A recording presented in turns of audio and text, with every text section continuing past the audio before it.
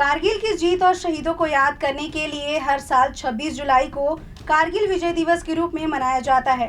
दरअसल भारत और पाकिस्तान के बीच 1999 में कारगिल का युद्ध लड़ा गया था। इस दौरान भारत ने कारगिल की ऊंची चोटियों पर अपना परचम लहराया था और जीत दर्ज की थी। आपको बता दें, इस दौरान इस जीत को पाने के लिए भारत के अनेक वीर सपूतों ने अपने प्राणों की आहुति तक दे दी थी। इन वीर सपूतों में छत्तीसगढ़ के भी अनेकों वीर शामिल थे। ऐसे ही छत्तीसगढ़ के माटी पुत्र विजय डागा जी हमारे साथ मौजूद हैं, जो हमें कारगिल युद्ध के बारे में बताएंगे। विजय डागा जी, लाइव खबर 24x7 में आपका स्वागत है। साथ ही पूरे देश की ओर से सलाम है। धन्यवाद। जय हिंद, वंदे मातरम। विजय डागा जी, जैसा कि सभी जानते हैं कि 1999 में कारगिल का युद्ध लड़ा गया था, लेकिन इसकी जानकारी भारतीय सेना को कैसे हुई कि पाकिस्तानी सेना हमला करने वाला है? साथ ही भारतीय सेना की शुरुआती तैयारी कैसी थी? 1998 में जब ठंड का मौसम था, उस समय हर बकरवाल या जो वहाँ पर चारवाह होता है, वह अपने जानवरों को या स्वयं के लिए रसद इकट्ठा करने के लिए आवागमन एक क्षेत्र से दूसरे क्षेत्र में करते हैं जी। उसी दरमियान क्या हुआ, जो प्रतिवर्ष जैसे बकरवाल का आवागमन होता था, तो वो 1998 में एक अलग तरीके का था, जिससे एक संदेह गया कि नहीं, इनका जो आवागमन है वो कुछ अलग तरीके का है, तो उस पर कोई सर्च किया जाए। तो उसमें पेट्रोलिंग अम्बुश लगा करके सर्च किया गया, जिसमें ज्ञात हुआ कि नहीं, उन्होंने कुछ अलग गतिविधि कर करके अम्निशंस, रसद, अपने कुछ हाइड आउट्स बनाना शुरू कर दिए हैं। तो यह जानकारी हमारे को वहाँ के लोकल स्थानीय निवासियों से पता लगी। उसके बाद हमारे सैन्य दल ने अपने अपने तरीके से जो अलग अलग दुर्गम क्षेत्रों में रहते हैं, जिनके रोज़ की न्याय ड्यूटी होती है, उसके अनुसार उन्होंने इस चीज़ का पता लगाया।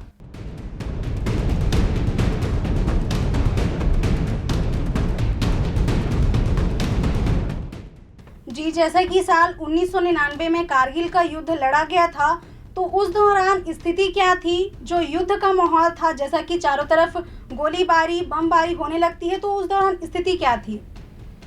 भारतीय सेना के अंतर्गत जो भी सैनिक कार्यरत है सेना में, सबसे पहले तो वो इतना निपुण होता है कि वो अपने प्रशिक्षण में महारत हासिल कर लिया रहता है, और उसका मेन मकसद ही यही रहता है कि मैं भारतीय सेना में हूँ। तो एक प्रशिक्षु होने के नाते वो इतना काबिल हो जाता है कि हमेशा किसी भी सिचुएशन से लड़ने के लिए तैयार रहता है। एक तरफ पाकिस्तान का बम्बारमेंट शुरू था, और दूसरी तरफ भारतीय सेना, जो कि जानती नहीं थी कि इतना बड़ा युद्ध का हो जाएगा, और पाकिस्तान ने अपनी तैयारी बहुत अच्छे तरीके से किया था, जिसका हर क्षेत्र में भारतीय सेना ने अलग अलग तरीके से जवाब दिया है, मुंहतोड़ जवाब दिया। दुर्गम क्षेत्रों में मौसम के अनुसार लड़ाई लड़ा, अपने प्रशिक्षण का, अपने जो उसने हासिल किया था उसका बखूबी उसने इस्तेमाल किया, और वहाँ पर उसने दिखाया कि हम सैनिक हैं, भारत के सेना हैं, राष्ट्र का सम्मान कैसे कर सकते हैं, इसको पूरे देश में बता दिया।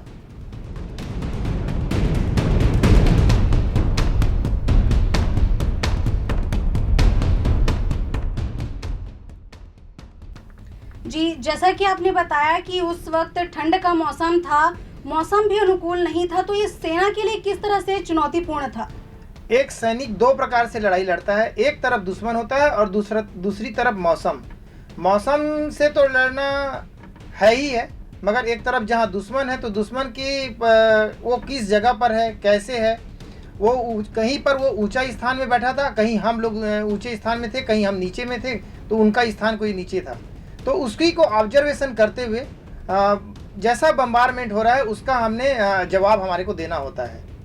और दूसरी तरफ रहा मौसम, तो उस समय ऐसे भी ठंड, वहाँ पर जम्मू कश्मीर का लगभग क्षेत्र हमेशा सर्दियों से रहता है, कहीं पर बर्फबारी हुई रहती है, तो हमेशा मौसम को भी ध्यान में रखते हुए लड़ाई का यानी कि स्थिति बना करके लड़ाई लड़ी जाती है।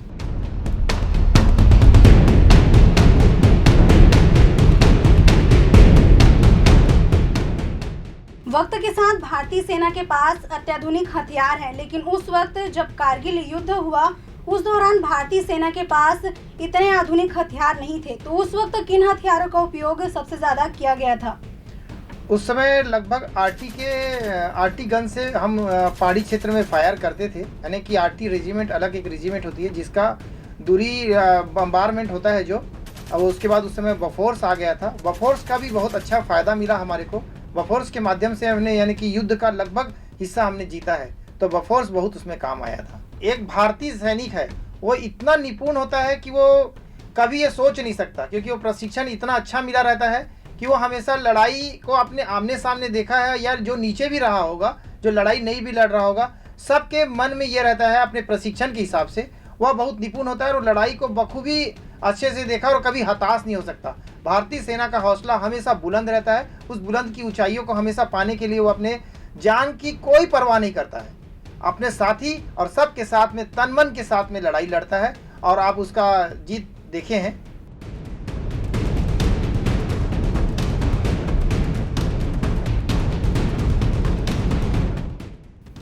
जी, जैसा कि भारतीय सैनिकों ने जब कारगिल की ऊंची चोटाइयों पर अपना कब्जा कर लिया, जब भारतीय सेना को जीत मिल गई, तो उस स्थिति क्या थी? उस समय भारतीय सैनिकों का उत्साह कैसा था? विगत 2 माह की जो लड़ाई चली, उसमें लगभग हमारे 1100 साथियों का बलिदान होना एक क्षतिपूर्ति थी, और दूसरी तरफ जो हमने अपना लड़ाई का लड़ा मकसद था उसको हमने हासिल किया, जहां तिरंगा फहरा करके लहरा करके देश को एक मैसेज दिया कि आज हमने 26 जुलाई को यह जीत हासिल कर ली है। पूरे देश में ये ऐतिहासिक पल है जो स्वर्ण अक्षरों से लिखा गया है। कारगिल युद्ध के समय कुछ ऐसा वाकया जो आपके दिल के करीब रहा हो, जिसने आपके दिल को छुआ हो, वो आप हमारे दर्शकों को बताना चाहेंगे? 1999 की बात है, जब जून में मैं अपने साथियों के साथ तुर्तुक सेक्टर 51172 हिल में पदस्थ था, और लगभग पोस्ट काफ़ी ऊंचाई में था।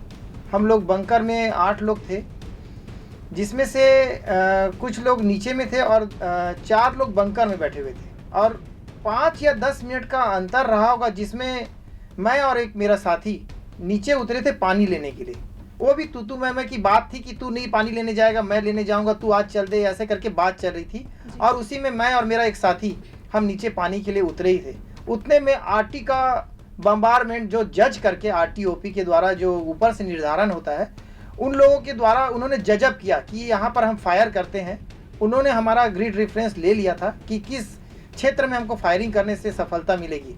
तो उन्होंने जो जीआर लिया, हमारा लोकेशन की जानकारी ली, तो पहला फायर जो है बंकर के लेफ्ट साइड में, दूसरा राइट साइड में, और तीसरा फायर जो उन्होंने बम्बारमेंट किया वह बहुत ही यानी कि तरीके से लिया था, जिसमें मेरे सैनिक साथी जिनके साथ कल रात तक के मैं हंसता खाता बैठा था, एक चर्चा कर रहे थे, हमने लड़ाई की योजनाएं बनाए थे, वहाँ पर वो बेचारे पूरे के पूरे 4 के 4 ऑन द स्पॉट बलिदान हो गए। देश के लिए अपना नाम जिंदगी समर्पण कर दिया।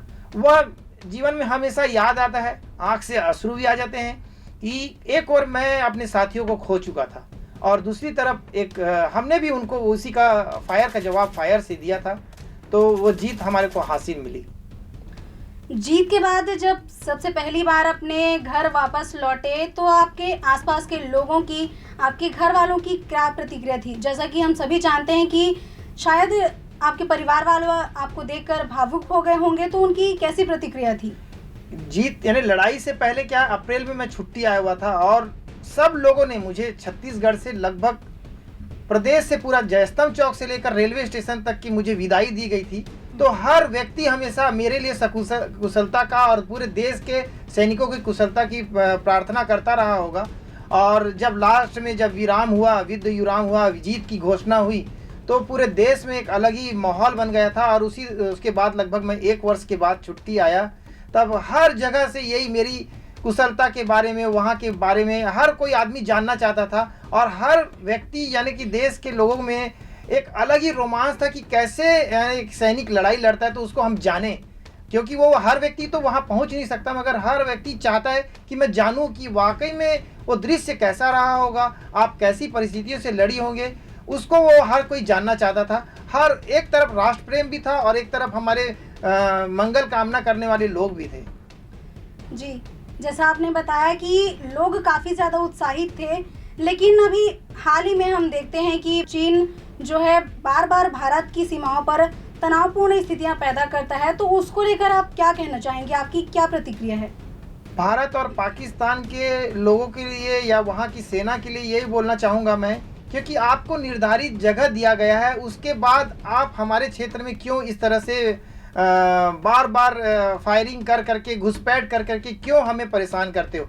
आप जानते हो कि भारत की सेना विशाल है, वह किसी भी मौके में लड़ने के लिए तैयार रहती है, और आपको सब ज्ञात होने के बाद भी आपको यह हरकत नहीं करना चाहिए। नियंत्रित है, संयुक्त राष्ट्र संघ से आपको पूरा निर्धारित किया गया है, उसके बाद भी आपको यह हरकत नहीं करना चाहिए। आपको समझ जाना चाहिए कि भारत यदि अपने दम पर आ गया तो आपको पीछे खदेड़ने में कभी भी पीछे अपने हरकत नहीं करेगा, आपको हराम से हरा करके दिखाएगा। विजय डागा जी, जैसे कि आपने युद्ध के बारे में तमाम जानकारियां जो है हमारे साथ साझा की और बताया कि किस तरह से भारतीय सेना को जीत हासिल हुई, लेकिन जीत के बाद आपको प्रशासन द्वारा, साथ ही गवर्नमेंट द्वारा कौन कौन से सम्मानों से नवाजा गया है? आप मेरे सीने में देख रहे होंगे जो वीरता का पदक है लगा हुआ है, और सेना में मेडल्स जो है, आप जिस क्षेत्र में रहते हैं और उस आपके सेवा काल में जो ऑपरेशन चलता है उसके दौरान आपको वह मेडल अलंकृत किया जाता है। तो जो सबसे पहला मेडल दिख रहा है आपको ओपी रक्षक का, जो आतंकवाद से लड़ने के लिए मिलता है, जो उस क्षेत्र में उस समय पदस्थ रहता है। और उसके बाद आप देख रहे होंगे ऑपरेशन स्टार विजय, तो यह कारगिल विजय का एक मेडल है। और उसके बाद वहीं से सियाचिन ग्लेशियर ऑपरेशन मेघदूत, जहां -70 टेम्परेचर रहता है, वह उसके लिए अलंकृत किया जाता है, ऑपरेशन मेघदूत का मेडल। फिर उसी के साथ ऑपरेशन विजय का एक द्वितीय मेडल है जो 2 हिस्सों में मिला था। और उसके बाद सैन्य सेवा मेडल, जम्मू कश्मीर में जो सेवा करता है उसके लिए मेडल है।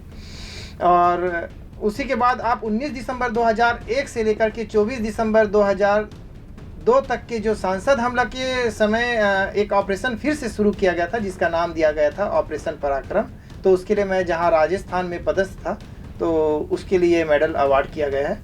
और उसके बाद उच्च तुंगता, यानी कि जो हम दुर्गम क्षेत्रों में रहते हैं उसके लिए, और 50वीं वर्षगांठ आज़ादी की जो बनाया गया था उसका, और उसके बाद 9 वर्ष सेवा का सेवा मेडल है। विजय जी, मैं आपसे जानना चाहूंगी कि आपने भारतीय सेना में कितने वर्षों की सेवा दी है, साथ ही इस दौरान आपका सफर कैसा रहा? बहुत अच्छा था, और मैं सौभाग्यशाली हूं कि मुझे सेना में काम करने का मौका मिला।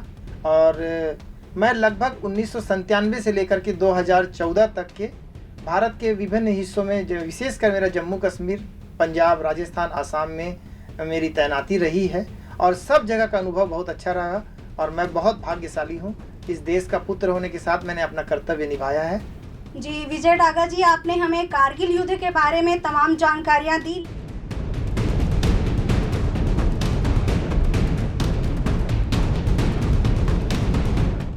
जो वर्तमान में युवा आज के समय में भारतीय सेना में जाने के लिए तैयारी कर रहे हैं, उनको आप क्या संदेश देना चाहेंगे? मैं भारतीय सेना में जाने के लिए हर युवा को प्रेरित करना चाहूँगा कि वह अपना इतिहास उठा करके देखे। 1965 की लड़ाई, 1971 की लड़ाई और 1999 की कारगिल लड़ाई, हर जगह भारतीय सेना का नाम रहा है, परचम रहा है, विजय हासिल किए हैं। तो आप जान सकते हो कि सेना में नौकरी करना कितने सम्मान की बात है। यानी आप देश में हमेशा हृदय में रहेंगे, हर व्यक्ति के हृदय में रहेंगे। तो हर युवा को राष्ट्र के लिए अपने जान निछावर करने के लिए हमेशा तत्पर रहना चाहिए। इससे बड़ा सौभाग्य और कुछ नहीं हो सकता कि आपको सेना में जाने का मौका मिले। तो जरूर आप देश सेवा करें, राष्ट्र सेवा करें। आज हमारे साथ मौजूद थे कारगिल युद्ध में शामिल छत्तीसगढ़ के माटी पुत्र विजय डागा जी, जिन्होंने कारगिल युद्ध के बारे में काफी ज्यादा जानकारी दी, साथ ही बताया कि उस समय कैसी स्थिति थी, क्या परिस्थितियां थी भारतीय सेना के सामने। आपका बहुत बहुत धन्यवाद विजय डागा जी, जो आपने हमें कारगिल युद्ध के बारे में जानकारी दी। धन्यवाद। जय हिंद, वंदे मातरम। मैं भी पूरे देशवासियों को शुभकामनाएं देता हूं, क्योंकि आपका आशीर्वाद हमारे काम आया। आज जीत आपने जो देखा है उसके लिए।